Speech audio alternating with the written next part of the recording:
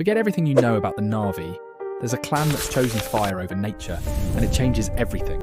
Stick around because the Ash people might just flip everything we thought we knew about Pandora upside down.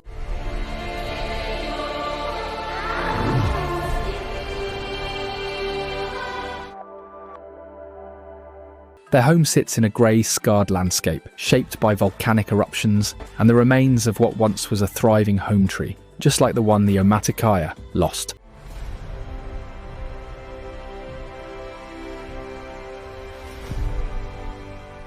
This isn't just a new setting, it's a sign that the Ash people's entire culture grew out of surviving catastrophe. That survival shows up everywhere, starting with how they look. Their skin isn't the bright blue we're used to, it's ashy, marked with ritual scarifications that look like they've been branded by fire itself. These aren't just for show, they hint at a society built around fire, not just as a tool, but as a symbol. Fire is a big deal for them. On Pandora, fire isn't just about warmth or cooking, it's a force that can wipe out everything in its path. While most Na'vi treat nature as something sacred, the Ash people have embraced the destructive side of the planet. It's a complete flip from what we've seen before. This shift isn't just visual or cultural, it's philosophical. The Ash people challenge the idea that all Na'vi are peaceful nature lovers. They force us to ask, what happens when a clan doesn't just accept Pandora's harsh side, but builds their identity around it? Una Chaplin, who plays their leader Varang, put it bluntly. Varang is the leader of a people who have gone through an incredible hardship, will do things we consider evil. That's not the usual good Na'vi, bad humans story. It's messier, and that's on purpose.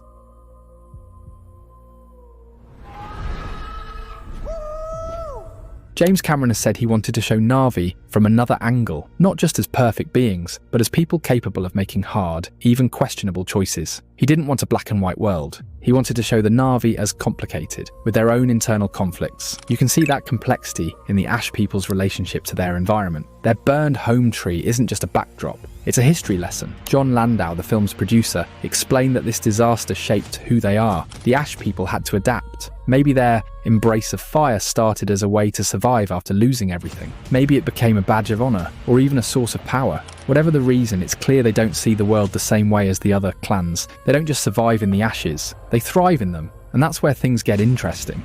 The Ash people aren't just another tribe to add flavor to Pandora. They represent a break in the pattern, a sign that Na'vi society isn't as unified as we thought. Their existence suggests there's more to Pandora's history than endless harmony. Maybe there were ancient conflicts or disasters that forced some clans to take a different path. The Ash people's story hints at a darker, more complicated past, where survival sometimes meant rejecting the old ways and embracing something new, even if it meant going against the grain. So when you look at the Ash people, you're not just seeing a new set of characters, you're seeing the cracks in Pandora's foundations. They challenge everything we thought we knew about the Na'vi, from their beliefs to their sense of unity. If the Ash people can survive by embracing destruction, what does that mean for the rest of Pandora? And what happens when their way of life collides with the values of the other clans? That's the real question. The Ash people aren't just here to shake things up. They might be the key to understanding Pandora's true nature. And with their arrival, the future of the planet might look a whole lot different than anyone expected.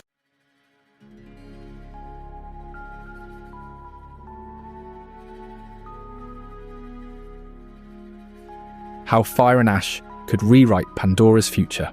When you look at how the Ash people have carved out a life in the shadow of volcanoes and burned forests, you start to see just how much they challenge the story we've been told about Pandora. Up to now, the Na'vi have been all about harmony, living in sync with Eywa, keeping balance and treating their world like something sacred. But the Ash people force everyone to take a second look.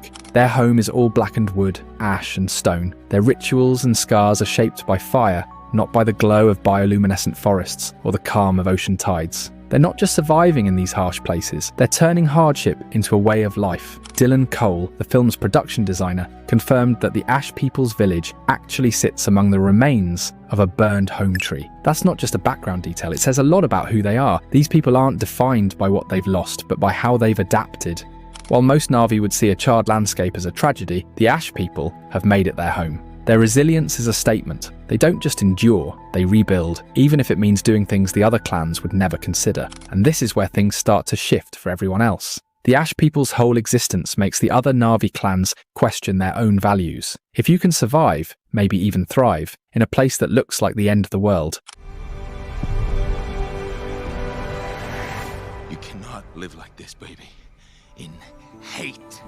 Does living in harmony with nature mean the same thing as it used to? The Ash people's fire rituals, their scarred skin, their refusal to follow the old rules, all of it makes the forest and ocean clans look at themselves differently. Suddenly the idea that Awa's way is the only way doesn't feel so certain. The Ash people don't act like they're looking for Awa's approval. They act like they've made their own rules. The movie's title, Fire and Ash, isn't just for show.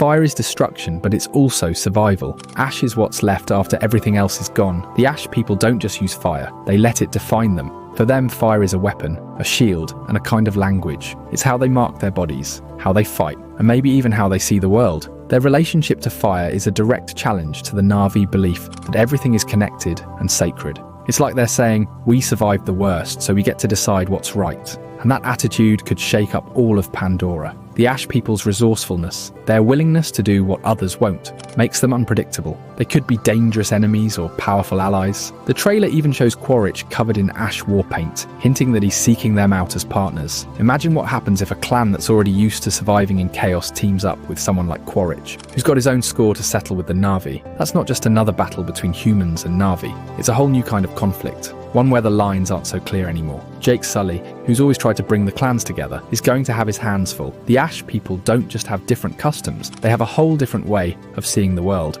Bridging that gap might be impossible. Their values could clash with everything the other clans believe in, and there's no guarantee anyone's going to want to compromise. If there's one thing the Ash people prove, it's that Pandora isn't as unified as it looks. Their story shows that hardship can push a clan to make choices no one else understands. And that opens up a bigger question. If the Ash people can thrive in the ashes of disaster, what else might be hiding in Pandora's past? Their existence hints at a planet with a history of survival, loss, and adaptation. Not just endless peace. Maybe every clan has secrets or scars that haven't come to light yet. The Ash people are the first to put theirs on display. With all of this, it's clear that the Ash people aren't just another twist in the story. They force everyone, Na'vi, humans, and even us watching, to rethink what we thought we knew about Pandora. The foundation is shifting, and the story is about to change in ways nobody saw coming.